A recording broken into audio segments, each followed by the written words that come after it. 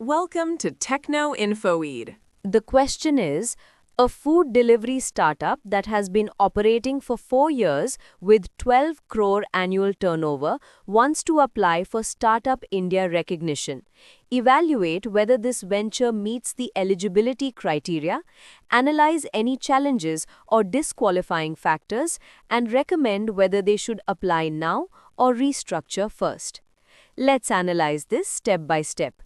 First, check the eligibility criteria.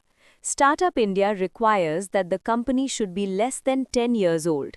Here, the startup is 4 years old, so it satisfies this condition. Next, the turnover should be less than 100 crore rupees. This company has 12 crore rupees turnover, which is well within the limit. Also, the business must be registered as a private limited company, LLP, or partnership firm. If properly registered, it qualifies on this point as well. Now comes the most important part, innovation and scalability. The startup must show that it is innovative or improving existing services. If this food delivery startup uses technology like mobile apps, smart logistics, or has a unique business model, then it can qualify.